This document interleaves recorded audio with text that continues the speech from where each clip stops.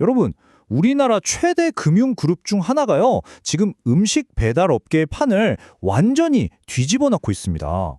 아니, 은행이랑 음식이랑 도대체 무슨 상관인가 싶죠? 언뜻 보면 정말 어울리지 않는 조합인데 그 뒤에는요, 우리가 상상하는 것 이상의 아주 치밀하고 대담한 비즈니스 전략이 숨어 있습니다. 지금부터 그 놀라운 비밀 레시피를 하나하나 뜯어보겠습니다. 네, 정말 잘못 들으신 게 아닙니다. 대한민국을 대표하는 바로 그 은행이 직접 배달 앱을 만들어서 운영하고 있다는 거죠. 이자, 대출, 펀드 이런 걸 다루던 금융회사가 왜 갑자기 치킨이랑 피자를 배달하기 시작했을까요? 이 좀 황당하면서도 도발적인 질문이 바로 오늘 우리가 풀어야 할 거대한 비즈니스 미스터리의 출발점입니다. 자, 먼저 이 믿기 힘든 결과부터 한번 보시죠.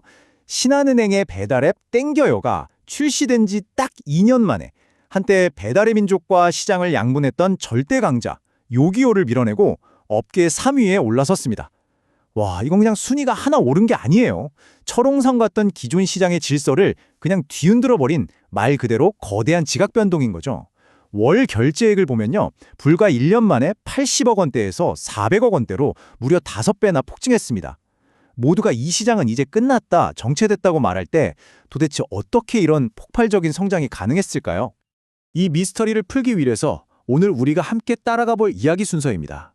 먼저 땡겨요의 이 충격적인 부상부터 시작해서요, 당시 시장에 숨어있던 구조적인 문제점을 깊숙이 파헤쳐 볼 겁니다. 그리고 땡겨요가 어떻게 착한 교란자라는 아주 영리한 가면을 쓰고 시장의 빈틈을 파고들었는지, 마지막으로 이 모든 계획 뒤에 숨겨진 은행의 진짜 속내, 그리고 그들이 그리는 더 큰 그림은 뭔지 차근차근 들여봐 보겠습니다. 자, 그럼 첫 번째 장입니다. 2022년에야 정식으로 등장한 이 한참 늦은 후발주자 땡겨요가 어떻게 기존의 강자들을 위협하는 게임 체인저가 될 수 있었는지 그 놀라운 성장 과정부터 자세히 살펴보겠습니다. 모든 이야기의 배경에는 역시 코로나 팬데믹이 있습니다.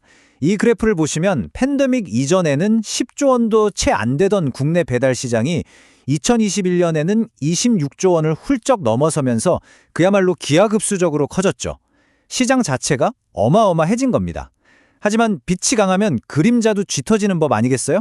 이 폭발적인 성장 뒤에는 사실 아무도 행복하지 않은 어두운 그림자가 있었습니다.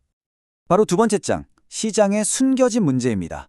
폭발적인 성장과 거래액이라는 화려한 숫자 뒤에 가려져 있었지만 사실은 우리 모두가 피부로 느끼고 있던 그 불편한 진실에 대한 이야기죠. 문제는 식당 사장님들, 그리고 우리 같은 소비자들, 양쪽 모두에게 있었어요. 사장님들은 10%가 훌쩍 넘는 중개 수수료에다가 울며 겨자 먹기로 해야 하는 광고비, 그리고 길게는 열흘 넘게 돈이 묶이는 정산주기 때문에 이거 팔아도 남는 게 없다고 절규했고요. 우리 소비자들 역시 하늘 높은 줄 모르고 치솟는 배달비에 무료 배달이라는 이름의 사실상 유료 멤버십 때문에 피로감이 엄청났죠. 한마디로 플랫폼 기업만 배를 불리는 이 구조에 대한 불만이 터지기 일보 직전이었던 겁니다. 이 불만은 그냥 투덜거림에서 그치지 않고 사회적, 정치적 이슈로까지 번졌습니다. 어느 정도였냐면 대선 후보들의 공약으로 배달앱 수수료 상한제가 등장할 정도였으니까요. 시장 참여자 모두가 새로운 대안, 그러니까 이 상황을 해결해줄 구원투수를 간절히 원하고 있었던 거죠. 바로 그 절묘한 타이밍에 신한은행의 땡겨요가 딱 나타난 겁니다. 자, 세 번째 장입니다. 기존 시장의 가장 아픈 곳, 모두가 불만을 품고 있던 바로 그 지점을 정확하게 파고들면서 스스로를 착한 교란자로 포지셔닝한 땡겨요의 아주 영리한 전략을 한번 살펴보겠습니다. 당시 신한은행장이었던 진옥동 회장이 이렇게 선언을 합니다. 금융이 사회의 플랫폼이어야 한다. 땡겨요는 단순히 이윤을 추구하는 게 아니라 소상공인과 함께 성장하고 사회적 책임을 다하겠다는 아주 거대한 대명분을 앞세워서 시장에 출사표를 던졌습니다. 그리고 그들이 내놓은 조건은 그야말로 파괴적이었습니다. 기존 플랫폼의 5분의 1 수준인 단 2%의 중개수수료, 입점비랑 광고비는 아예 받지도 않고요. 전면 무료. 그리고 은행의 막강한 인프라를 활용해서 당일 정산 시스템까지. 이건 그냥 수수료 좀 깎아주는 차원이 아니었죠. 자영업자들의 숨통을 탁 틔워주는 가장 근본적인 문제들에 대한 완벽한 해결책이었어요. 여기에 지역사랑 상품권 결제까지 연동해서 소비자 혜택까지 더했으니 이걸 외면할 이유가 없었던 거죠. 자, 그런데 여기서 우리는 아주 근본적인 질문을 던져봐야 합니다. 대한민국 1등 금융그룹이 정말 그냥 착한 일을 하려고 수익도 거의 안 나는 이 사업에 이렇게 막대한 자원을 쏟아붓고 있는 걸까요? 이제 네 번째 장.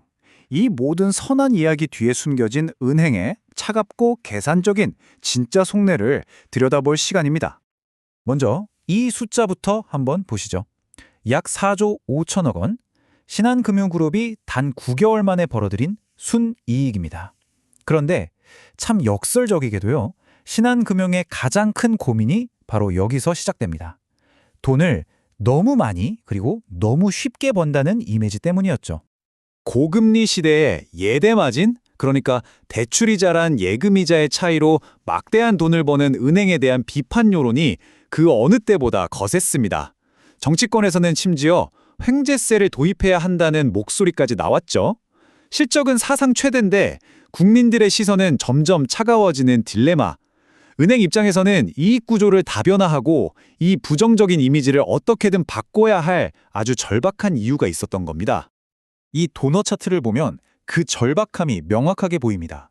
이자이익이 비이자이익보다 무려 2.7배나 많아요. 이런 기형적인 수익 구조는 금리가 오르락내리락 할 때마다 취약할 뿐만 아니라 성장의 한계도 너무 명확하거든요. 미래에 살아남기 위해서는 반드시 이자 장사라는 비판에서 벗어나서 카드, 증권, 보험 같은 비은행 부문을 키워야 한다는 절체절명의 과제를 안고 있었던 거죠. 바로 이 모든 고민의 교차점에서 땡겨요라는 정말 상상도 못했던 카드가 등장하는 겁니다.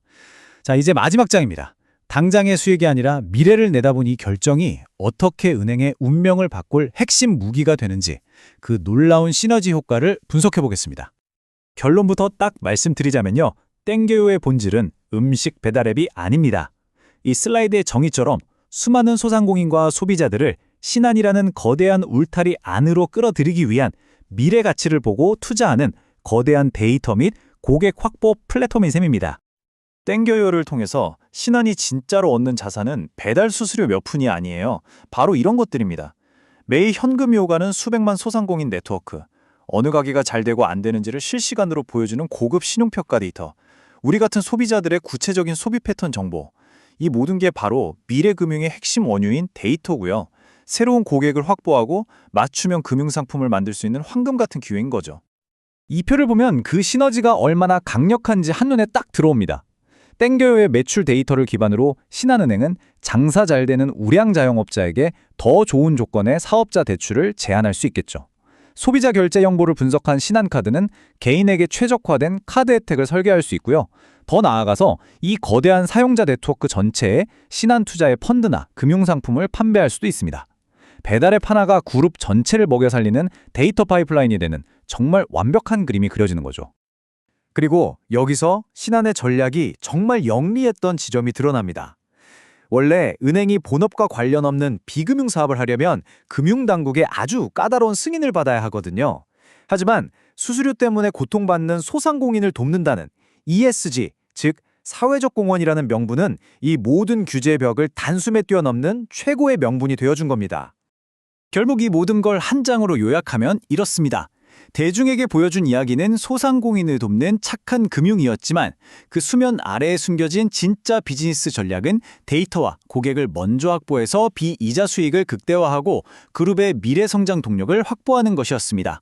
그야말로 명분과 실리를 모두 챙긴 신의 한 수라고 할 수 있겠죠. 앞으로 신한은 땡겨요를 더욱 공격적으로 확장할 게 분명합니다. 이 성공은 진옥동 회장의 강력한 리더십과 비전을 상징하는 유산이 될 거고요. 심지어 시장에서는 신한이 막강한 자본력을 앞세워서 아예 배달의 민족 같은 거대 플랫폼을 인수할 수도 있다는 루머까지 나오고 있습니다. 물론 아직은 그냥 루머일 뿐이지만 이들의 야망이 어디까지 향하는지 엿볼 수 있는 대목이죠. 오늘 우리는 은행의 배달앱 도전을 통해서 금융과 비금융의 경계가 허물어지는 거대한 패러다임의 변화를 목격했습니다. 데이터가 모든 것의 중심이 되는 시대에 은행이 음식 배달의 강자가 될 수 있다면 다음엔 또 어떤 우리가 상상하지도 못했던 산업의 경계가 무너질까요? 그리고 그 거대한 변화의 파도 속에서 우리는 어떤 기회를 발견하게 될까요? 생각해 볼 만한 질문을 남기면서 오늘 분석은 여기서 마치겠습니다.